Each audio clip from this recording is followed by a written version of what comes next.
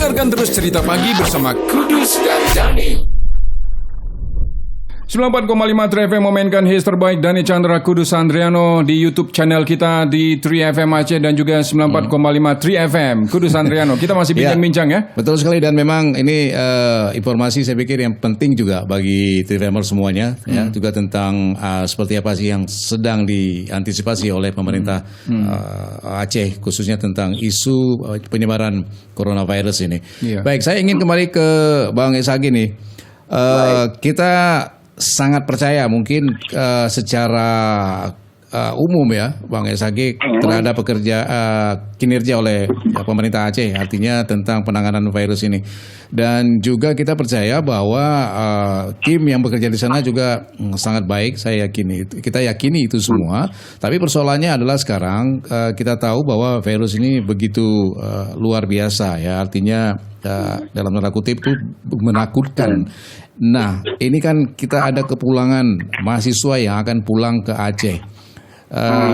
Kita khawatirkan karena begitu hebohnya tentang ancaman dari virus ini, ada penolakan-penolakan yang akan dilakukan oleh, dalam tanda kutip mungkin warga secara umum ya. Kita nggak tahu, walaupun secara medis mungkin itu sudah dinyatakan mereka clear setelah masa observasi dan sebagainya. Apa kira-kira pemerintah untuk antisipasi yang dilakukan untuk menangani persoalan-persoalan yang seperti itu, Bang Esagi? Baik, yang pertama Mas Kudus, sejak awal waktu kita tangani mereka pulang pertama ketika krisis sudah di China, ketika mendarat itu kita sengaja memang tidak melakukan penjembatan, tidak melakukan penjemputan ke bandara, sehingga tidak dramatis dan menakutkan. Ya, saya kebetulan background epidemiologi yang memang bagian dari proses ini. Kemudian yang kedua, kemarin Kepala Dinas Kesehatan Provinsi sudah memanggil seluruh Kepala Dinas Kabupaten Kota dan Rumah Sakit, memberi informasi tentang coronavirus ini untuk disampaikan kepada masyarakat. Penolakan masyarakat itu terkait betul dengan kecemasan mereka karena ketidaktahuan proses penularannya.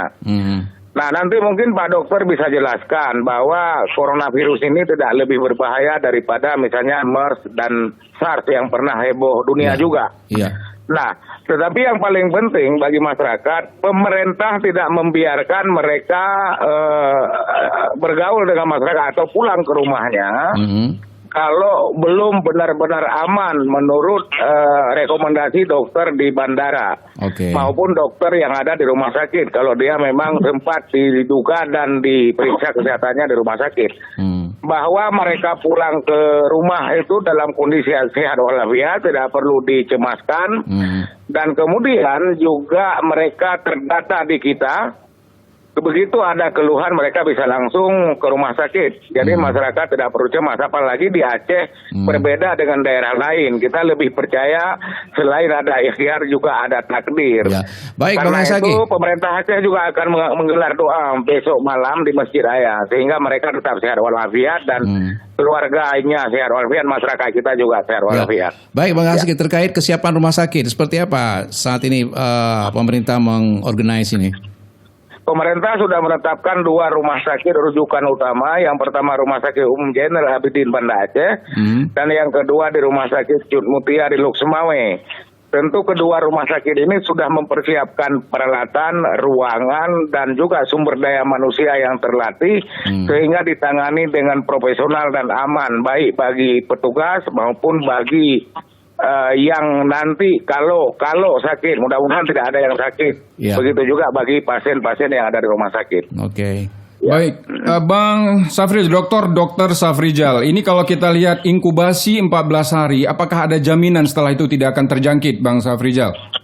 Baik, sebenarnya seperti yang disampaikan oleh Bang Esagi tadi, virus corona ini tidaklah seberat ketika kita dulu mengalami wabah SARS dan wabah-wabah sebelumnya.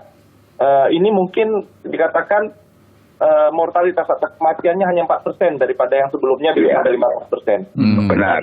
Dan kemudian untuk virus ini sendiri sebenarnya dia self-limiting disease, artinya yang mereka yang punya daya tahan tubuh bagus dalam waktu tidak lama setelah dia terjangkit penyakit ini dia akan sembuh sendiri. Makanya kemudian kita melihat ada angka-angka yang sembuh segala macam sembuh. Jadi sebenarnya itu yang terjadi.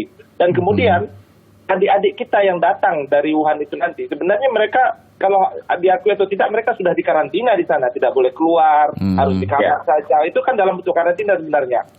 Mereka yang mungkin tertular itu adalah mereka yang kontak.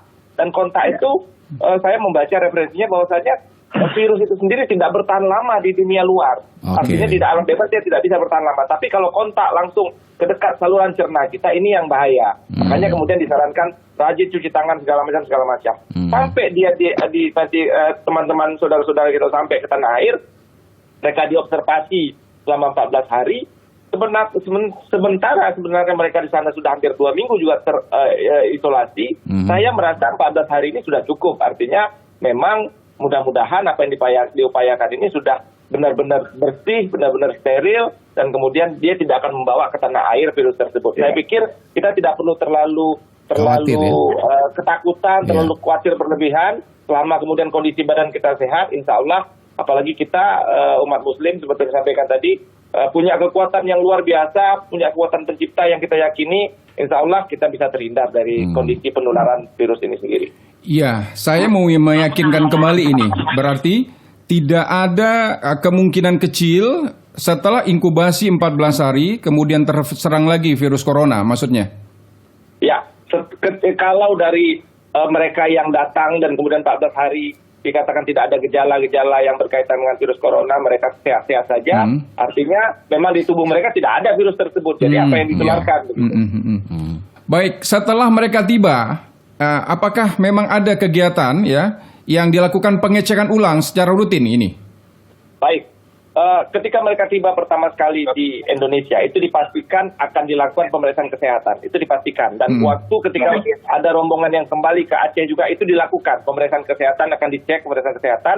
Dan kemudian setelah mereka diobservasi pun selama 14 hari itu akan dilakukan lagi pemeriksaan rutin dan kemudian akan diberikan nasihat, tanda-tanda seandainya mereka mendapatkan tanda-tanda tertentu dalam tubuhnya, mereka harus melapor cepat, kemana mereka akan melapor itu akan diberikan, akan di-briefing. Bahkan dalam media sosial ketika mereka belum pulang, kami sudah menyampaikan bahwasanya ketika mereka pulang, mereka harus mengikuti prosedur-prosedur pemeriksaan kesehatan.